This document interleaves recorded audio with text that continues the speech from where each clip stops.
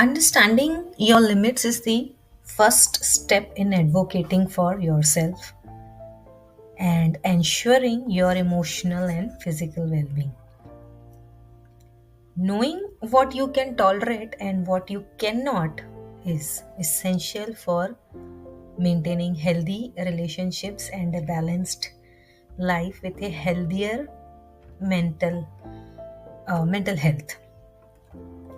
I love work of Brené Brown, and as she said once, like daring to set boundaries is about to have the courage to love ourselves, even when we risk disappointing others. Let's dive into how we can identify our personal limits effectively. Understanding personal limits are the thresholds that define how much you can handle in terms of emotional, physical, and mental stress. They serve as a protective mechanism, helping you maintain your well being and avoid burnout. When you don't recognize your limits, you may find yourself overwhelmed, resentful, or emotionally drained. That you do not have any strength either to physically do something or mentally be present with someone, or even emotionally be available to someone. Let's see some types of personal limits. The first one comes to emotional limits. These involve your feelings and emotional responses. Recognizing when you feel overwhelmed or emotionally drained is very crucial. Physical limits. These relate to your body needs and capacities. Understanding when you need rest or space is vital for maintaining your physical health. Mental health limit. These encompasses your cognitive load. How much can you think in one day? Knowing when you are mentally fatigued and need a break is essential for productivity and mental clarity. Now, for my personal experience here, and I have seen this with many people, is that physical limit is a much easier thing to recognize, because of course your body throws that kind of an symptoms that you're tired, you do not have energy, uh, you want to sleep. But emotional and mental are some limits which there are no clear symptoms for them, that and one has to be very cautious and very aware about getting stressed mentally and emotionally. So let's see how we can identify this. As we discussed a few of these strategies in last episode also, self-reflection comes on number one. Take time to reflect on your feelings in various situations. Journaling can be a powerful tool for this. Write down moments when you felt stress or uncomfortable and what were the triggers. Listen to your body. Pay attention to physical signs of stress such as tensions, headaches, fatigue, irritability. Your body often signals when you're reaching to your limit. We have to be aware of that. Assess your energy levels. Notice how you feel after certain interactions or tasks. Are you energized or drained? This can help you gauge your emotional and mental limits. For me personally, it happens. There are few people with whom I can actually have conversation like for hours, and the more I do conversations with them, the more I feel energetic. And of course, there are then some other set of people with whom when I even talk for 10 minutes, it feels like, oh, I have like drained my half of the battery for today. So assess your energy level, see which kind of a people energize you, which kind of a people or conversations drain you. Set aside time for self care regularly, scheduling time for activities that recharge you, whether it's reading, walking, meditating, spending time in nature, watching some anything you like, probably a podcast, some videos, some songs, any series, one of the episodes. And again, for me personally, it happens that whenever I am in that kind of a space where I cannot take anything, I normally I would watch something comedy, something very different from what I have been doing, so that it takes my mind off. It allows me to center myself, re-energize myself, or at least to reflect that, okay, this was something which was very draining for me, so let's take a break. And this practice can help you become more attuned to your limits. I would again like to quote Miss Brene Brown from. She has given a very wonderful insight in her book called The Gifts of Imperfection. She emphasizes the importance of self awareness in recognizing personal limits. She states we cannot give what we do not have. This means that to support others, we must first understand and honor our own limits.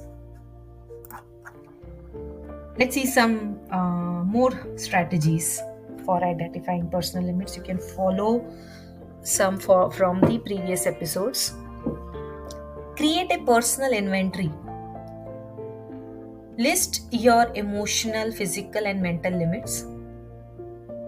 This inventory can serve as a reference point when you feel overwhelmed. Like in our last episode, we shared an expert advice where she suggests to keep some zones: yellow, green, red. You can try that for some days and to understand that what are your limits. Mindfulness again is something very common, something very achievable and easy thing to do. Engage in mindfulness practices to enhance your self-awareness.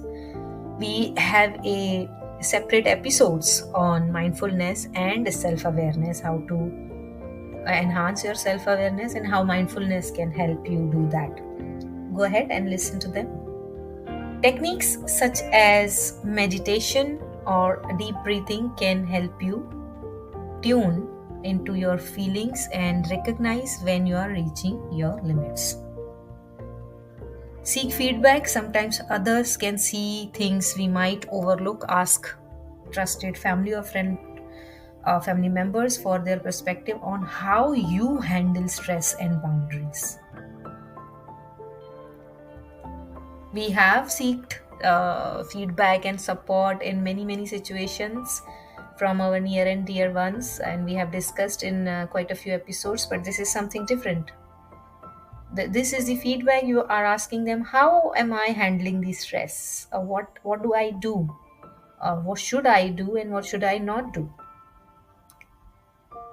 Reevaluate regularly. Your limits may change over time due to life circumstances, stressors, or personal growth.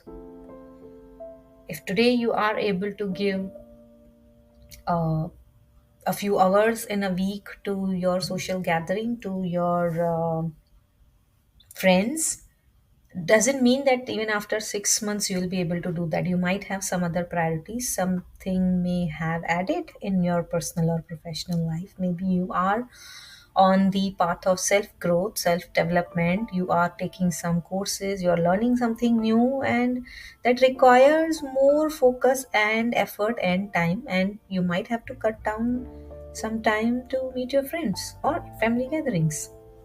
So, reevaluate regularly. A regular check in with yourself to reassess these limits and allows you to make adjustments as needed. Today we have another listener story, Suhail. Suhail shares his journey in identifying his personal limits at work. I would first like to thank Suhail for sharing his story. After experiencing burnout on various occasions, Suhail sought coaching help, and during his sessions, he reflected that he was taking on too many responsibilities. His plate was quite full, and he did this without recognizing his need for downtime. So, with coaching sessions, he implemented self reflection and took the courage to communicate these limits to his manager, and allowed himself to take responsibilities of tasks which were as per his capacity, as per his limits. And he and his manager, after some time, actually noticed that he was being more productive this way. And with this awareness, Suhail was able to create a healthier work life balance. This is one more reminder of the importance of recognizing and advocating for our personal limits. Once again, thank you, Suhail, for sharing your story. We hope you inspire others in your social circle, at your work, and motivate them, inspire them also to identify their personal limits and have that kind of a courage to communicate, to advocate these limits with themselves and with others about it. Let's see some self coaching questions for today. What specific situations make me feel emotionally drained or overwhelmed?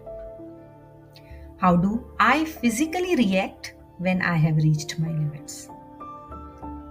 What activities or interactions leave me feeling energized versus exhausted? How can I incorporate regular self check ins to assess my limits? These are very powerful, very deep questions. Reflect on these, write the answers, share it with us. What did you find?